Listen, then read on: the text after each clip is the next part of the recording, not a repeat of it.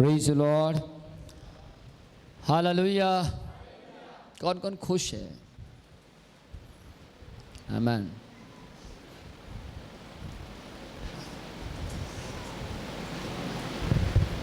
आज हम बात करेंगे खड़े रहने पर। खड़े रहने पर मतलब मसीह में स्थिरता से खड़े रहें। इस दुनिया में जब आप प्रभु में आते हैं, प्रभु पर विश्वास करते हैं, तो परमेश्वर की एक ही इच्छा है कि आप प्रभु में खड़े रहें।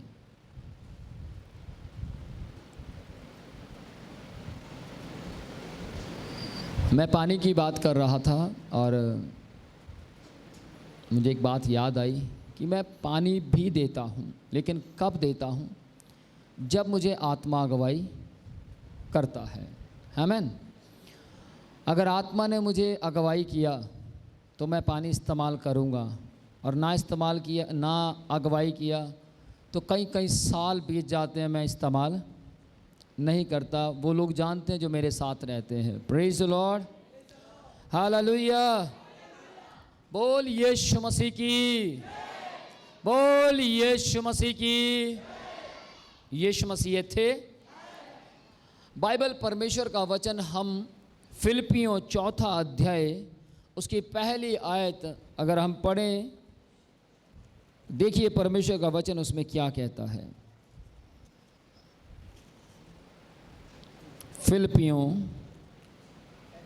4 अध्याय उसकी पहली आयत में यूँ लिखा है, इसलिए हे मेरे प्रिय भाइयों, जिनमें मेरा जी लग रहा है, जो मेरे आनंद और मुकुट हों, हे प्रिय भाइयों, प्रभु में इसी प्रकार स्थिर रहो। आज आप देखें कि आपका जी किस में लगता है। आज आप देखिए कि आपका मन किन बातों में लगता है। यदि आपका मन परमेश्वर की बातों में लगता है, आपका मन परमेश्वर की गवाही देने में लगता है, आपका मन विश्वास में खड़े रहने में लगता है, तो जिसमें लगता है उसमें व्यस्त हो जाइए। Praise the Lord. यहाँ पर परमेश्वर का दास कहता है कि जिसमें मेरा मन लगता है, अगर मैं उसी में स्थिर खड़ा रहूं तो वो दिन दूर नहीं जब मैं मुकुट हासिल करूंगा, मुकुट को प्राप्त करूंगा। क्यों इस बात को परमेश्वर के दास पौलुस ने कहा? क्योंकि एक जगह पर पौलुस जी यहाँ पर फिलिपियों 3 अध्याय उसकी 18वीं आयत में रो पड़े हैं। वो रोते हुए कहते हैं, मैं भी कई बार प्रचार करते करते चेतावनी देता हुआ रो पड़ता हूँ। लेकिन क्यों रोता हूँ? तब रोता हूँ जब लोगों को मैं देखता हूँ सिर्फ चंगाई के लिए, सिर्फ आराम के लिए आते हुए। क्यों रोता हूँ? तब रोता हूँ जब लोगों को मैं देखता हूँ अपने चाल चलन से यीशु मसीह को फिर से क्रूस पर चढ़ाते हुए। बाइबल में परमेश्वर का दास पौलुस 3 अध्याय फिलिपियों उसकी 18वीं आयत में यूँ कहते हैं, क्योंकि बहुत से ऐसी चाल चलते हैं जिनकी चर्चा मैंने तुमसे बार बार की है। पौलुस जी जो लोग सही चाल नहीं चलते थे उनके बारे में बार बार चर्चा करते हैं, बारंबार उनकी बातचीत करते हैं, और क्या कहते हैं कि इनकी चाल सही नहीं है। ये मसीह के पीछे चलते तो हैं, ये मसीह के पीछे अपने जीवन को लेकर तो चलते हैं, परंतु उसकी आज्ञाओं का पालन नहीं करते।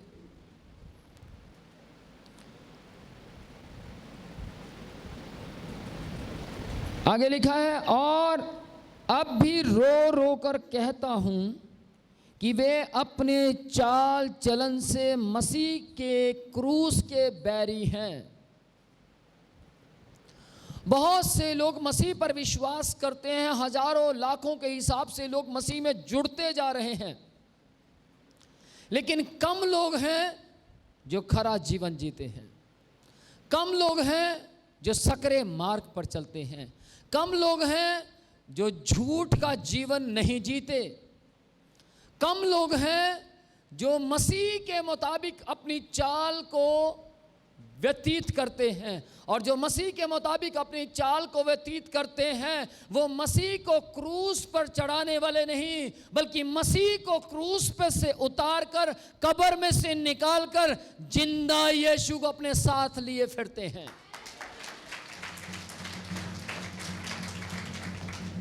आमीन। आप ऐसा जीवन जिए कि जिस यीशु ने आपकी टीबी से आपको छुटकारा दिया, जिस यीशु ने आपके गठिए से आपको छुटकारा दिया, जिस यीशु ने आपको कैंसर से छुटकारा दिया, जिस यीशु ने आप अंधे थे, बहुत से लोग हैं यहाँ जिनकी आंखें काम नहीं करती थी, यीशु ने आंखों की रोशनी दे दी। जिस यीशु ने आपकी गांठ को गायब कर दिया, जिस यीशु ने आपके घर में कलेश की जगह सुख दे दिया, जिस यीशु ने आपके लिए व्यवस्था के मुताबिक श्रापित क्रूस की मौत को सह लिया, जिस यीशु ने, बाइबल कहती है कि वो श्रापित बना हमारे लिए। बाइबल कहती है कि उसने श्रापित क्रूस को एक्सेप्ट किया, ग्रहण किया। किसके लिए? मेरे लिए, आपके लिए, हम सब के लिए, पूरे संसार के लिए। उसने उस क्रूस की मौत को सह लिया। जिस यीशु ने आपके ब्रेन ट्यूमर को गायब कर दिया, जिस यीशु ने आपके पाप के लिए अपने प्राण को न रख छोड़ा, जिस यीशु ने आपके घरों में नाकामियां, सुस्तियां, लापरवाहियां, आपके बच्चे बिगड़े हुए थे, गंदे रास्तों पर थे, आपके पति गंदे रास्तों पर थे, आपकी पत्नियां गलत रास्तों पर थी, और यीशु ने, उस यीशु ने सिर्फ क्या किया? आपके विश्वास करने से सब कुछ बदल दिया।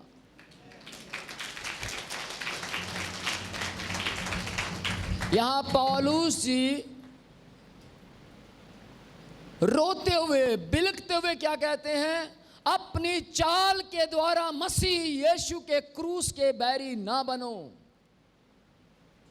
अपनी बातचीत के द्वारा मसीह यीशु के क्रूस के बैरी ना बनो। अपने कानों की खुजली के कारण बहुत से लोगों ने बहुत तेरे उपदेशक बटोर लिए। आज लोगों को वो उपदेश देने वाले अच्छे लगते हैं जो कुछ कहते ना हों, जो कमियों को ना निकालते हों। लेकिन याद रखिएगा, जो खरा उपदेश देते हैं, जो चिताते हैं, जो पाप का संदेश बारंबार देते हैं और खुद भी पाप से बचते हैं, वे क्रूस की मौत को क्रूस पर नहीं बल्कि अपने संग लिए फिरते हैं।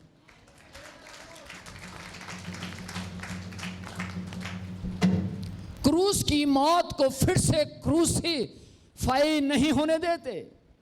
मसीह यीशु को फिर से क्रूस पर नहीं चढ़ाते, बल्कि अपने चाल चलन के द्वारा मसीह के नाम को रोशन करते हैं। आमीन, प्रेज़ द लॉर्ड। बाइबल यूं कहती है, फिर से पढ़ेंगे, क्योंकि बहुत से ऐसी चाल चलते हैं जिनकी चर्चा मैंने तुमसे बार बार की है, और अब भी रो रो कर कहता हूं कि, देखिए, रो रो कर कहता हूं कि वे अपनी चाल चलन से मसीह के क्रूस के बैरी हैं। उनका अंत विनाश है। उनका अंत, मैं गुनाह कर कर आपसे छिपा सकता हूं, लेकिन याद रखिएगा, सर्वशक्तिमान परमेश्वर से कोई छिपा नहीं सकता। Praise the Lord. जो खुदा से डरता है वो गुनाह कर ही नहीं सकता। आमीन, प्रेज़ द लॉर्ड। उनका अंत विनाश है, उनका ईश्वर पेट है। वे अपनी लज्जा की बातों पर घमंड करते हैं और पृथ्वी की वस्तुओं पर मन लगाते हैं। पृथ्वी की वस्तुएं हमें स्वर्ग नहीं पहुंचा सकती। पृथ्वी की वस्तुएं हमें सुंदर बना सकती हैं, लेकिन पृथ्वी की वस्तुएं हमारी आत्मा को सुंदर नहीं बना सकती। पृथ्वी की वस्तुएं आपके और मेरे घर को भर सकती हैं, लेकिन हमारी आत्मा को भर नहीं सकती। पृथ्वी की वस्तुएं आपको खुश कर सकती हैं, लेकिन सर्वशक्तिमान परमेश्वर को खुश नहीं कर सकती। लेकिन यदि आप परमेश्वर को खुश करना चाहते हैं तो मसीह के जैसी चाल चलें, मसीह के जैसा जीवन जिए। मसीह ने कहा मेरी सी चाल चलो, मेरे पद चिन्हों पर चलो, मुझे फॉलो करो। हालेलुया। जो मसीह को फॉलो करते हैं वो शराब नहीं पीते, जो मसीह को फॉलो करते हैं वो गालियां नहीं देते, जो मसीह को फॉलो करते हैं वो मरना पसंद करते हैं। ओह प्रेज़ द लॉर्ड, आमीन। जिनका जीवन परमेश्वर के साथ सही नहीं होता, हो सकता है ये बात आप लोगों को चुभे, लेकिन मैं आपको बताना चाहता हूं, बिना गुनाह के दुष्ट जैसे जब तक आप काम नहीं करेंगे तब तक दुष्ट आत्माएं आपके पास नहीं आएंगी। कौन कौन मेरे साथ है? जब आप दुष्ट जैसे काम करते हैं तो आपके पास आती हैं। नहीं तो दुष्ट आत्मा हमें क्यों नहीं छू देती? नहीं तो दुष्ट आत्मा यहाँ कितने लोग बैठे हैं, इनको क्यों नहीं छूती? दुष्ट आत्माएं उन्हें ही छूती हैं जो उनके जैसे काम करते हैं। उनके जैसे काम बंद कीजिए और देखिए मसीह जैसे काम करना शुरू कीजिए, मसीह आकर आपको छुएगा। अपने चाल चलन को सही कीजिए। वो दुष्ट आत्मा क्यों प्रकट हो उसको मालूम है, चाल चलन की बात हो रही है। जब आपका चाल चलन सही होगा, जब आपका चाल चलन को परमेश्वर पसंद करता है, जब आप मसीह को बार बार क्रूस पर नहीं चढ़ाते। मसीह एक बार क्रूस पर चढ़े, बार बार क्रूस पर नहीं जाएंगे। मसीह एक बार क्रूस पर गए, बोलिए मेरे लिए मसीह क्रूस पर गए। आपको मालूम है मेरे यीशु को, आपके यीशु को कोई क्रूस पर नहीं चढ़ा सकता था। किस किस को मालूम है इस बात का? पहला पत्रस 2 अध्याय की 24 आयत में परमेश्वर का वचन कहता है, वो आप ही, बोलिए बोलिए, वो आप ही हमारे पाप को लेकर क्रूस पर चढ़ गए। वो खुद चढ़े, वो खुद हमारे पाप को लेकर क्रूस पर चढ़े गए। आपको मालूम है यीशु मसीह का काम चंगा करना नहीं है। यीशु मसीह चंगा सिर्फ इसलिए करते हैं क्योंकि उन्हें आपकी और मेरी आत्मा को स्वर्ग में लेकर जाना है। Praise the Lord. अन्यथा मसीह यीशु का काम चंगा करना नहीं है। मसीह यीशु क्रूस पर क्यों मरे थे? सिर्फ आत्माओं को बचाने के लिए। मसीह यीशु क्रूस पर क्यों मरे थे? सिर्फ आत्मा को स्वर्ग में लेकर जाने के लिए। मसीह यीशु क्रूस पर क्यों मरे थे? सिर्फ और सिर्फ आत्माओं के लिए, स्वर्ग खोलने के लिए। आमीन। बाइबल परमेश्वर का वचन कहता है तुम मेरे राज्य, मेरे धर्म की खोज करो, ये चंगाइयाँ, ये सब कुछ परमेश्वर मुफ्त में यूं ही दे देगा। वहाँ लिखा है, स्पष्ट लिखा है, मैं ये सारी वस्तुएं तुम्हें यूं ही दे दूंगा। आमीन। किस किस के पास आत्मा है? याद रखिएगा, आप में से जिसके पास, पूरी पृथ्वी के पास आत्माएं हैं, आत्मा है मसीह यीशु उस व्यक्ति के लिए क्रूस पर गए हैं, क्योंकि सबने पाप किया है। और मसीह यीशु क्रूस पर इसलिए गए ताकि आपको ये शैतान की शक्तियां, इसकी युक्तियां, इसकी योजनाएं ना पकड़ सकें। क्योंकि बाइबल कहती है जागते रहो, प्रार्थना करते रहो ताकि तुम परीक्षा में। हाँ, ये जो लोग प्रार्थना नहीं करते, पाप कभी आपको प्रार्थना करने नहीं देगा। देखना कभी जब पाप जीवन में आ जाता तो बाइबल पढ़ने का दिल नहीं करता। जब पाप जीवन में आ जाता है तो प्रार्थना करने का दिल नहीं करता, आलसी हो जाता है मनुष्य। प्रार्थना करेगा भी तो शरीर उसको पाप याद दिलाता है, तूने ऐसा किया। पाप कभी भी आपसे ये नहीं कहेगा कि चर्च जाओ। जिन लोगों का जीवन पाप में होता वो चर्च अटेंड नहीं करते कभी। क्या करते हैं? वो घर में रह जाएंगे और क्या कहेंगे, पूरे परिवार से कहेंगे आप जाइए, आज मैं नहीं जाऊंगा। क्यों? क्योंकि वो अकेले में रहकर गुनाह करना चाहता है। लेकिन पवित्र शास्त्र, परमेश्वर का वचन क्या कहता है? पौलुस जी ने कहा कि अपने चाल चलन को ऐसा चलाओ कि तुम्हारा जीवन मसीह को भावता हुआ हो, मसीह को पसंद आने वाला जीवन हो। Praise the Lord. मसीह के पीछे चलने वाले लोग गालियां नहीं देते। क्यों नहीं देते? क्योंकि मसीह यीशु गाली सुनकर गाली नहीं देते थे। मसीह यीशु के पीछे चलने वाले लोग क्रोध कर कर कत्ल ना करते हैं और ना आत्महत्या करते हैं। क्यों? क्योंकि मसीह यीशु ने हमेशा लोगों को जीवन जीवन जीवन जीवन और जीवन दिया और जीवन में जीना सिखाया। Praise the Lord. उनका अंत विनाश है जो ऐसी चाल चलते हैं। उनका ईश्वर पेट है, वो पेट के लिए धंधा करते हैं, वो पेट के लिए काम करते हैं, वो पेट के लिए सेवा करना चाहते हैं। और जो पेट के लिए सेवा करते हैं वो मसीह को बारंबार क्रूस पर चढ़ाते हैं। सेवकाई पेट के लिए नहीं है, सेवकाई आत्माओं के लिए है। सेवकाई संसार की वस्तुओं के लिए नहीं है, सेवकाई आत्माओं को जीतने के लिए है।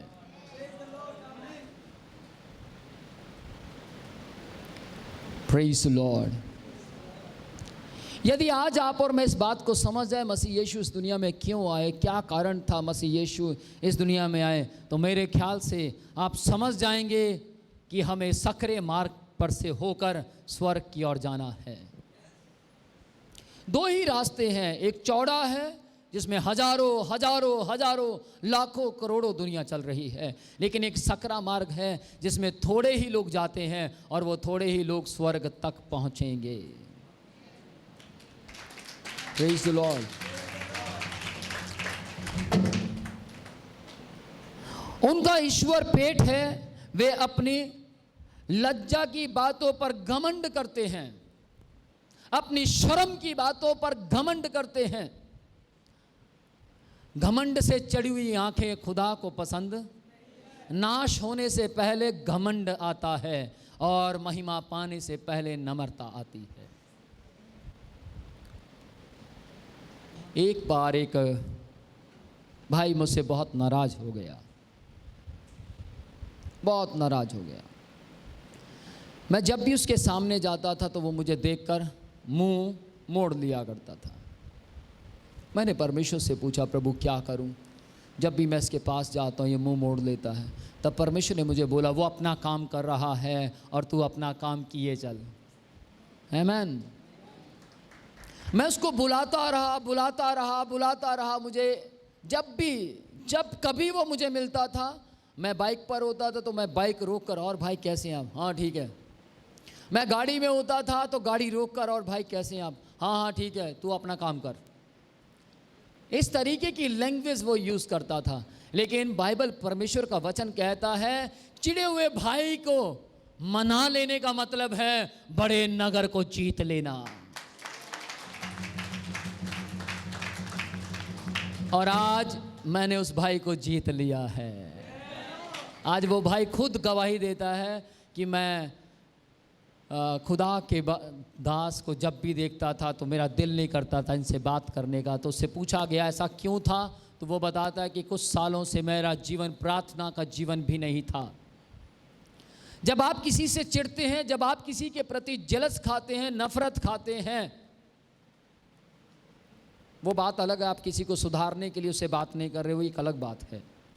वो चिढ़ना नहीं है, लेकिन आप उसको सबक देना चाहते हैं। बहुत से लोग ऐसे हैं, जब आप उसके पास बारंबार उसको मिलने जाएंगे तो लोग अकड़ जाते हैं, घमंडी हो जाते हैं और क्या कहते हैं, देखा ये मेरे पास बार बार क्यों आता है। लेकिन मैं आज आपको यहाँ पर इस बात को काटना चाहता हूँ। मूसा फिरौन के घर 10 बार गया। कितनी बार?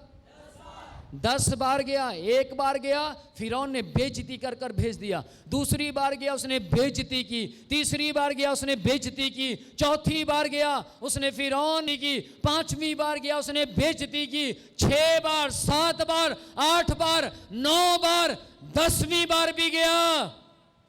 याद रखिएगा, जब वो 10वीं बार गया तब मूसा को फील हो गया, अब मैं जीत गया हूं। 10वीं बार मूसा विजयी होकर लौटा। आमीन, प्रेज द लॉर्ड। इसीलिए फिरौन पर 10 विपत्तियां आई थी। बेइज्जती उसने 10वीं बार भी की, बेइज्जती उसने 10वीं बार भी की, लेकिन परमेश्वर ने 10 बार की बेइज्जती जो मूसा की थी, परमेश्वर ने फिरौन से हिसाब लिया। कौन कौन मेरे साथ है? हिसाब लिया एक एक बात का। फिरौन ने कहा, कौन है परमेश्वर? मैं तेरे परमेश्वर को नहीं जानता। लेकिन आप अगली आयतों में पढ़िए, फिरौन क्या कहता है? सचमुच इसका परमेश्वर महान है।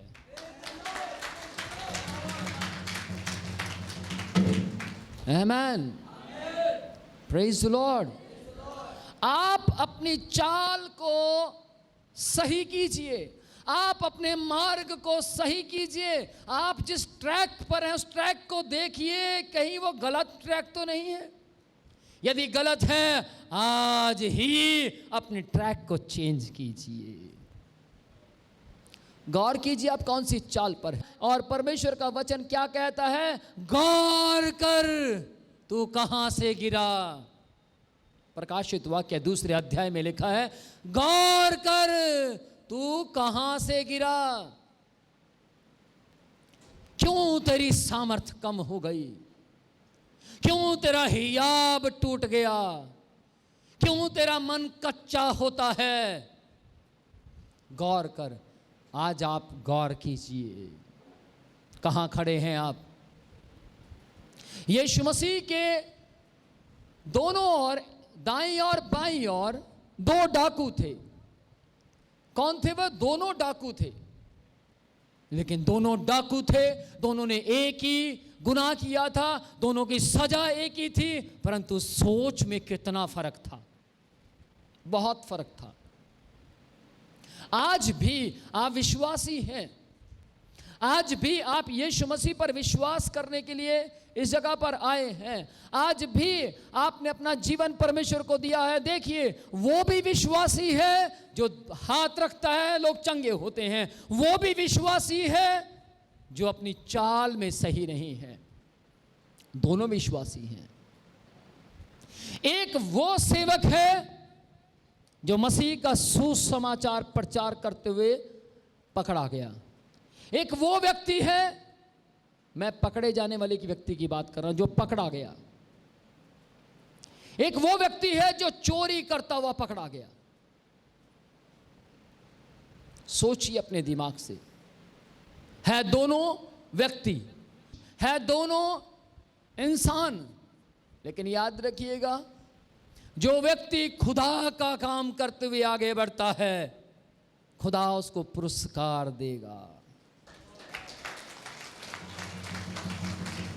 लेकिन जो व्यक्ति चोरियां करते हुए आगे बढ़ता है, संसार उसे दंड देगा। संसार का सरदार कहता है वो विनाश के लिए तैयार किए गए हैं। आगे पढ़ें, फिलिपियों।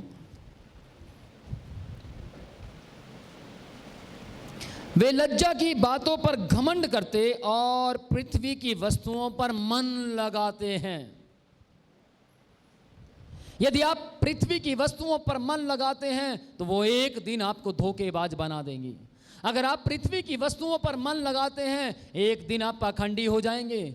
यदि आप पृथ्वी की बातों पर, पृथ्वी की वस्तुओं पर मन लगाते हैं, तो पक्का आप अपने ही भाई के साथ, अपने ही मित्र के साथ फ्रॉड करेंगे। लेकिन यदि आप परमेश्वर की बातों पर मन लगाते हैं, परमेश्वर के वचन पर मन लगाते हैं, परमेश्वर के नाम पर मन लगाते हैं, तो 101% आप स्वर्ग जाएंगे। Praise the Lord, praise the Lord, praise the Lord. आज गौर कीजिए आपकी चाल कैसी है। पहला कुरिन्थियों 16वां अध्याय उसकी 13 आयत पढ़ें। वहां लिखा है, जागते रहो, विश्वास में स्थिर रहो, पुरुषार्थ करो, बलवंत हो जाओ, जो कुछ करते हो प्रेम से ही करो। स्थिर रहो। आपके ऊपर संकट आता है, मुसीबत आती है, स्थिर रहिए। अय्यूब के ऊपर संकट आए, अय्यूब कोढ़ी हो गए, अय्यूब जी को कोढ़ हो गया। क्या उनका विश्वास डगमगाया? नहीं, वो उस कोढ़ के अंदर भी स्थिर रहे। हालेलुया। वो उस कोढ़ में खड़े रहे। Praise the Lord. आपकी परिस्थिति खराब होती है, आपके हालात खराब होते हैं, आपके ऊपर परेशानी आती है, आपके ऊपर संकट आते हैं, शैतान आपकी मुसीबतों को बढ़ा देता है। खड़े रहें। पहाड़ आपके विरुद्ध में है, खड़े रहें। कोई भी पहाड़ खुदा से बड़ा नहीं है।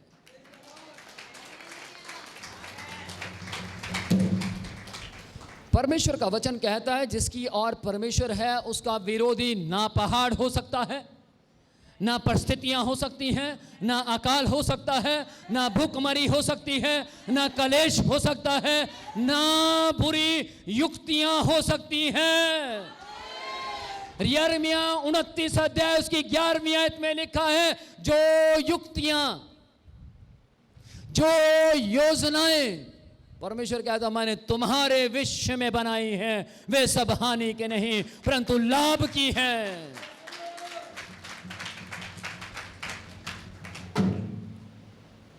Praise the Lord.